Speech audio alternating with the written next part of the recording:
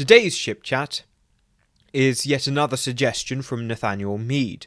He's not a Commander tier member, but he is a very steadfast member of mine, and he made the point, as I've mentioned previously, that I've covered a lot of ships in the Tormed incident, or a lot of ships were shown in the Tormed incident, and, perhaps I ought to go into a bit of detail, so I shall. Today, we're going to be taking a look at the Romulan Firehawk class. Now, behind the scenes, quite an interesting ship. It was originally featured in Klingon Academy. Now, I have thoughts on the Romulan designs of Klingon Academy specifically, and other designs in Klingon Academy. I'm not their biggest fan. But the Firehawk is very much a standout. It's got a very good shape. There's a lot of Klingon influence in there. There's a lot of D7 DNA in there, for sure. It's one of those designs which sort of blurs Romulan and Klingon, which you sometimes get, but I think it's still very nice. It's also sported a number of different liveries in the different games it's been featured in and the spin-offs. Like I say, I'm not keen on Klingon Academy, but the Firehawk was a real standout. So much so that I became very interested in including it in the Tormed incident episode as basically a lighter battlecruiser version of the Nova. And it just so happened that after we did the Nova, Starfox, who had gone through updating a lot of the Klingon Academy Romulan designs for his own mod. So check that out. I'll link it if it's ready. But essentially, it's based on this reskin, which you will have seen in the episode.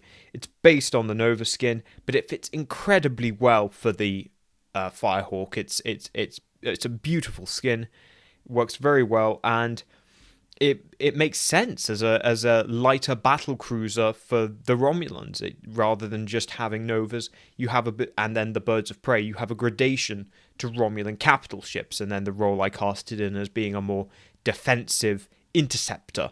But that's sort of veering into its in-universe story, so we may as well get into that now. So in-universe, it was developed in the 80s from the Nova platform, so almost immediately after Nova gets approved, after that first production run begins, they're already looking at building a battlecruiser variant, and this is a very common thing to do with any kind of large starship, is that the moment you get the main form going, you look for a lighter, cheaper variant that can do other roles. To think of it off the top of my head, the first ship to really be done in that fashion would probably be the Klingon D6, where they have the D6, and they also develop in parallel with it, effectively, the D16, which is a smaller, cheaper destroyer-type ship. Although structurally it's very different from the D6, and to an extent there are some structural differences between the Nova and the Firehawk, but there is a lot of shared DNA in there from the neck on a boom and the sort of broad wing shape. Like I say, there are some commonalities, there are some differences. They're certainly not modular designs. You can't use parts interchangeably, but it's enough of a similarity that it does simplify manufacture greatly. Now, in terms of what they wanted, so for the Nova, they wanted that as their primary strike platform. It's going to go out on long-range missions, deep into enemy territory, under cloak, and strike targets.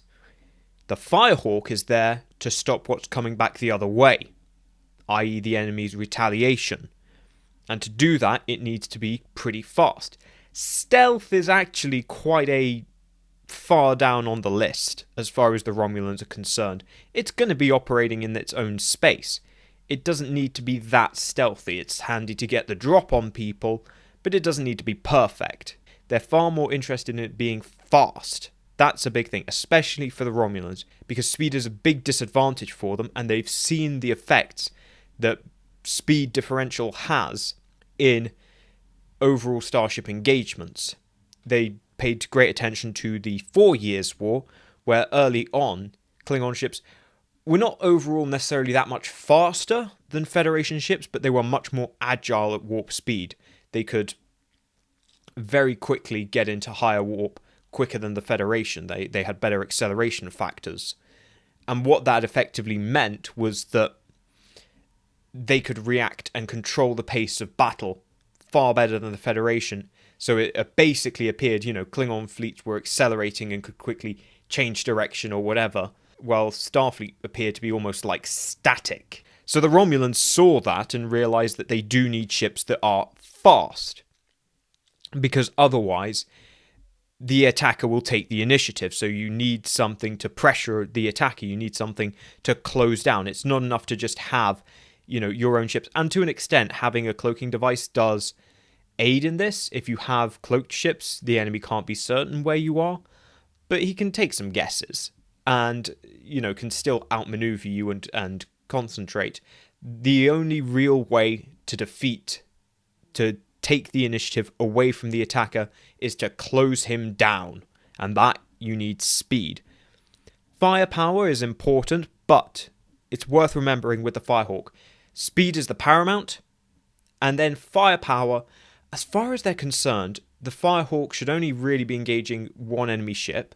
It will be a large ship, probably, but it will probably also be supported itself. So the Firehawk won't be ever engaging alone. It will be supported by birds of prey and wings of vengeance, smaller ships that can draw enemy fire, and may even be supported by its wingman as well. So all told, it doesn't need to be the most powerful ship. Its armament is actually moderate. It's quite a reasonable armament. In terms of its torpedo armament, it's got 3 prow torpedo tubes and 2 aft. That's a total of 5, and that sounds good, but the Excelsior, which it will probably be engaging, has 6. And these are Romulan torpedo tubes. They're probably not quite up to the standard of Federation. Romulans were really the latest to come to torpedo technology, and so it's sort of behind both Klingon and Federation torpedo technology. Now, it does have disruptors. It has a fair number of disruptors, 13, which is only 1 less than the Nova. So in terms of its disruptor complement, it's pretty well furnished, and that is almost certainly going to be its weapon of preference when engaging, particularly when you're going to be doing a lot of movement and you do hope to be closing the enemy down. If you engage at long range, you're going to suffer from the enemy's greater torpedo capabilities. Now, this armament is all fine and dandy, but it's not really main weapon. Main weapon are its nacelles. Now, they're quite interesting nacelles in themselves, because you can see that they are actually very, very similar to Klingon D7 nacelles. Whether these are a deliberate re-engineering or rebuild of the original Stormbirds is unknown.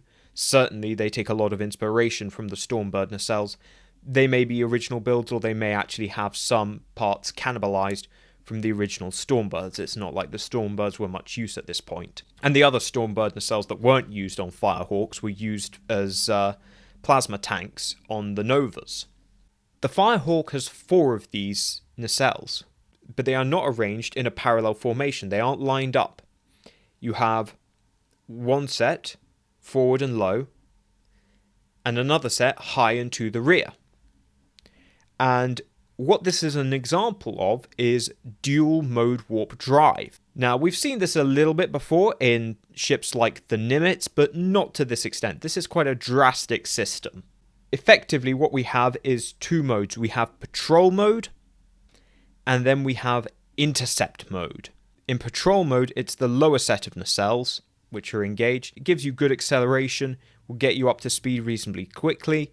You'll also have a good degree of maneuverability, but once you want to lock into a target and begin closing on them very quickly and sustain that high-speed cruise, you switch up to the intercept nacelles, the upper set of nacelles, and that will then allow you to rapidly close on your targets very quickly. It is worth bearing in mind that Klingon nacelles were kind of built with a relatively short range in mind. They weren't necessarily intended for long cruises, so you'd be refitting these coils pretty regularly, and that's part of why they're designed in the way they are. And so actually having this dual mode nacelle capability and having an extra pair of nacelles does actually give the Firehawk that little bit extra range. It can go out if it really needs to. It can go beyond its own borders, and its engines will work for quite a while without maintenance. So it can be run like that.